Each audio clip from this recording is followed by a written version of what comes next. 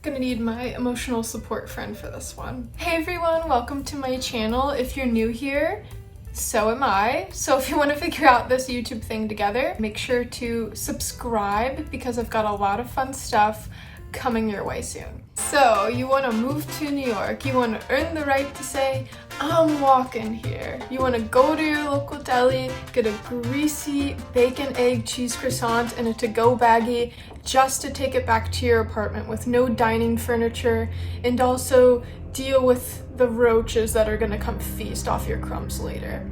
Well, this video is for you.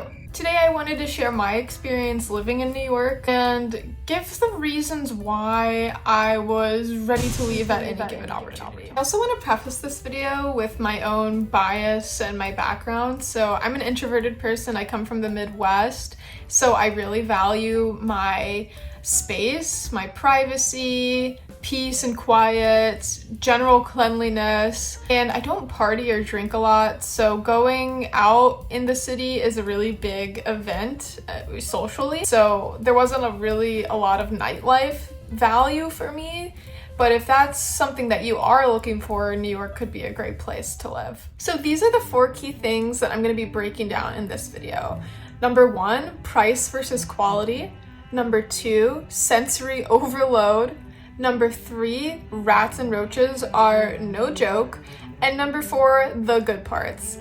I know, the good parts, right? You thought this video was going to be a complete smackdown of New York, but it's not. I do want to end on a positive note and share some things that I enjoyed about living there in the city. Number 1, price versus quality. So I think it's pretty common knowledge that New York is not an affordable place for the average person to live unless you want to move there when nobody else wants to. So my husband and I moved to New York when it was still considered the epicenter of the pandemic, and that meant we had to apartment hunt virtually. So we signed for a 2-year lease for a place that was sight unseen. And mind you, I had never visited New York before this, so it was a huge leap for me. We really needed to lock in that pandemic pricing. We knew it was gonna skyrocket as soon as people started moving back into the city. So, I mean, what you gonna do? We had obligations to be there and needed a place quickly. So what did our apartment look like? Well, we got a cozy 375 square foot place in the West Village that had no AC unit, heat pipes that you could not control the temperature, nor could you turn them off or on. It was completely up to your building/landlord when they thought it was a good time to give you heat. So you could be freezing late October and then boiling in the spring because the pipes are still on and you can't do anything about it. We also didn't have a washer or dryer or dishwasher. Those are all luxury items. And we had roaches and a shower that would sometimes spray brown water. I don't want to say what we paid for the apartment because the price is just so abnormally low for the West Village, and it's a price that you'll never get again. But this place, once we moved out, was on the market for $3,300. So comment down below, would you pay that much money for all the glorious amenities I just described? And the roaches are free. Another thing about our apartment that was an issue is our super lived in Queens and we lived in Manhattan, where the West Village is. So anytime we needed something fixed, it would take at least a week for him to come to us, or we ended up just mostly doing things ourselves, paying for the supplies, fixing light bulbs, fixing the toilet when it was broken, just because he was really unresponsive and our landlord did not respond to a lot of our apartment issues promptly or if at all. So, you know, I guess in New York you don't have to be accountable for the quality of your tenants' lives in their apartments. Spoiler alert, you actually are accountable for your tenants' quality of life.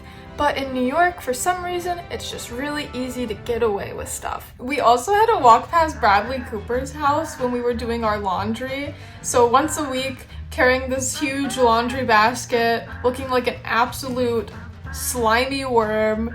And even though everybody has to walk a few blocks to their laundromat in New York, It feels like when you have laundry day, absolutely nobody else is out carrying their laundry bags around. It feels like it's just you. I don't know why that is. Did anybody else have that experience living there? Also, people throw down in the laundromats. Most of the time the dryers were broken, so you'd have like 5 to 10 washing machines, but like maybe 4 dryers that were actually functioning. I think another thing that stands out to me is that just because New York is more expensive and has that reputation of like everything's better in New York, it really isn't, especially with healthcare services or luxury services like getting your nails or hair done.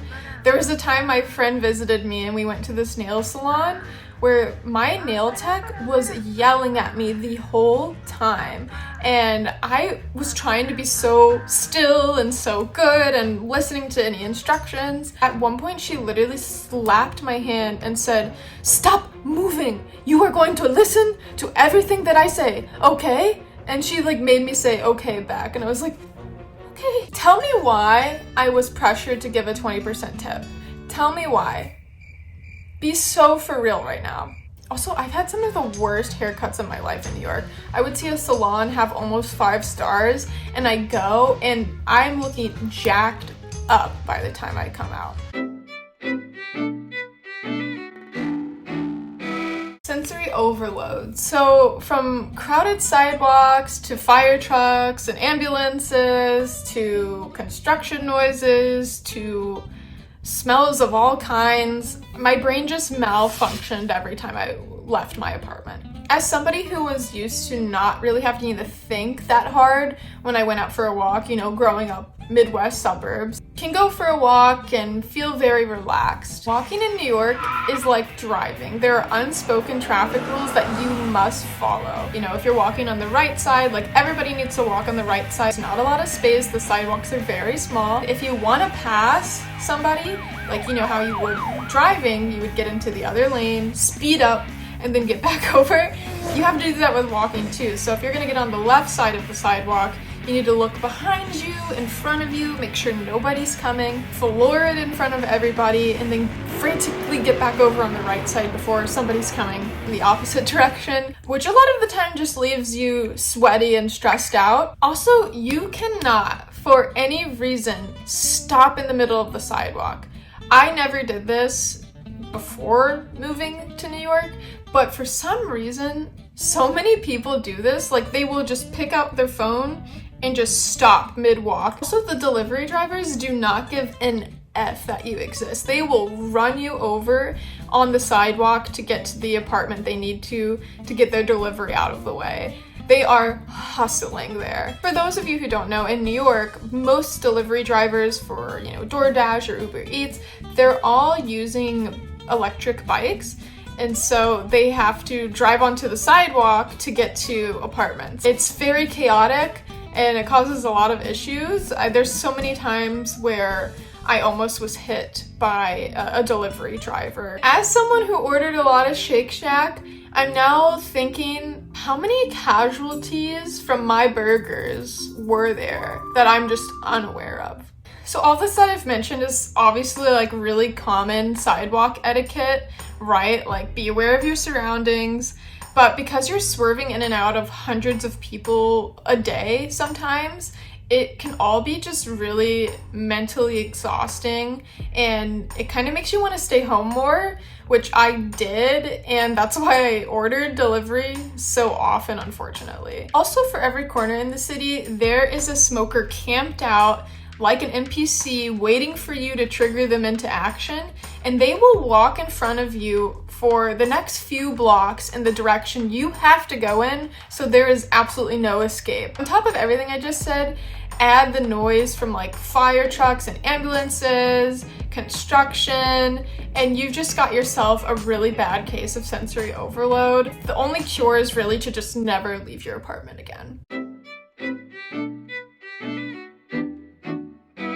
Number 3, rats and roaches are no joke. As I mentioned earlier, our apartment did have roaches, and honestly, I think most older apartments in New York probably have roaches if they're not like visible, they're probably crawling through the pipes and the walls. So that's really unsettling to think about. Our problem was probably a little bit more prominent because we lived on the first floor of our apartment building, and a lot of our friends didn't, and they had a little bit less of an issue. I did know a friend that lived on, the 5th floor, and they still had to like stuff steel wool in the corners of their apartment to like prevent the roaches from coming through the cracks. So, it's pretty unlikely that you won't see a roach in your apartment at least once while you're there. There was one time we came back from a trip and we were only gone for about like less than 48 hours, I want to say. And I laid my head down on the pillow after my long day of traveling, and I saw a roach and I jumped up and I freaked out. And then I started looking around the rest of the apartment and I found 2 dead roaches on the floor of our bedroom by the heat pipes, of course, because that's where they'll crawl up through. And I could not fall asleep that night. I remember I was just a nervous wreck. I was taking a flashlight and just searching like every corner of the apartment. And we had written to our landlord about this issue several times and got no response. You're probably thinking like, isn't there like a thing in New York where an exterminator is supposed to come once a month? And yes, you would be correct, but that does not always happen. When we first moved in, the exterminator was pretty frequent. I would say they would come once a month, but out of the 2 years we lived there, I think we only saw them 5 times or less. So, and again, we complained about that and said that the exterminator was not coming. No response. Every time we came back from a trip, I really got stressed about coming back to our apartment rather than feeling relaxed and like ready to go to bed. I was taking a flashlight, looking for roaches everywhere before I would really feel comfortable and like ready to settle back into our home that was this small roach-filled box. And so that was hard for a while, but my husband did have like a really good trick where we had a Dyson, and so he would just take the pole of the Dyson and like suck the roaches up from a far distance. If you live in New York, there's a trick. Just take the pole and get them from a distance. Enough about roaches. You're probably like, where's Remy Ratatouille? Where is he coming into this story? The rats, right? There are so many rats in New York. My friend was visiting me once and she texted me on her way back to her hotel saying, I just saw a rat the size of my forearm. So what's my personal story about rats? Well, halfway through living in New York, we found a little cheat code where the apartment behind us, their door was unlocked, which one is very concerning, and if I lived in that apartment, I would be very uncomfortable that was a thing. But they had a laundry room in their basement, so everybody from my apartment was basically going to this apartment behind us and using the washer and dryers in the basement. And several neighbors told us about this, so that's the only reason I know that like our whole building was probably doing it. Let me set the scene for you. The basement is very dark, windowless, cold, the ceilings are very low, and one time I did battle a roach down there with the laundry carts, and that thing put up a fight, but I fought back. But one time I was going to get my clothes out of the dryer and nobody else was down there. The motion sensor light was off, and as soon as the motion sensor light turns on, a rat eating a ball of lint in front of my dryer is sitting there. Look around, everybody on you. That was me. And so I call my husband and I'm like, what am I supposed to do? There's a rat in front of the dryer. I can't get our clothes out. Like, I think they're just gonna be stuck in there forever. I'm never getting them out. He's like, oh, just, stomp, right? Like, that would maybe scare the rat away, which makes sense, right? Like, why would the rat want to like duke up with me? New York rats are different. I stomp and this thing sprints towards me. So I like run up the stairs, I bolt out of that apartment, and I thought I was just gonna keep running until I was out of the state, to be honest. It is survival of the fittest. If you can survive laundry day in New York, then... Number 4, the good parts. Yes, I know that you're probably surprised based on everything else I just said. How could there be good parts? But I truly did value my time in New York, and I look back upon the memories I made with my husband very fondly there. Make no mistake, I would not move back there, but if you need to move there, maybe move there for 2 to 3 years at most, and I think that that's a pretty good amount of time to get what you want out of the city and to learn whether or not it's a good fit for you. If you need to get humbled and need like a reality check, New York is such a good place to go to because it really teaches you a lot about yourself, what you value, and how to respect others, and of course, like being really adaptable. Also, you're just gonna get a BS radar like never before. You can really see through stuff in New York once you've lived here for a while. So any fakeness or, you know, somebody complimenting your shirt just as the tip screen comes up, it's like, oh, okay, I see what's going on here. You get really street smart, right? Like, you know how to be aware of your surroundings and not talk to certain people. And if you do have to talk to certain people, you know how to get out of those situations. I think that's really important that everybody should have. Also, the food is unmatched in New York.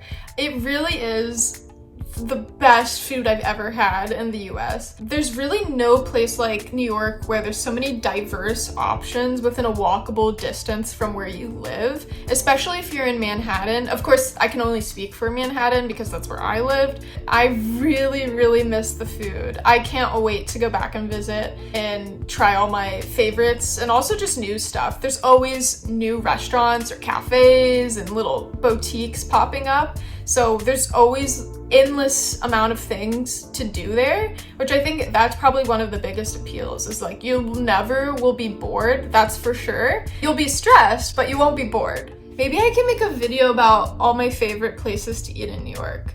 The food and the coffee, I mean, it is, I live in Seattle now, and everybody's like, oh, Seattle's the coffee capital, you know, we had Starbucks here, right? But I still think New York has the best coffee. It's very competitive in New York, which is why I thought things like nails or hair would be good, right? Because you have to be good in order to keep your retail space, right? Because it's expensive. If you can't afford it, you're out. The coffee really is up to par for me. If anyone wants me to make a more in-depth Q&A about my personal experience, or if you have questions about moving to New York, specifically Manhattan, leave those down below. I can always make a video on that if I get enough questions to make the video, you know, long enough, of course. Thank you guys so much for watching. I hope this video was somewhat helpful, just hearing somebody's experience, especially if you have a similar personality to me and background.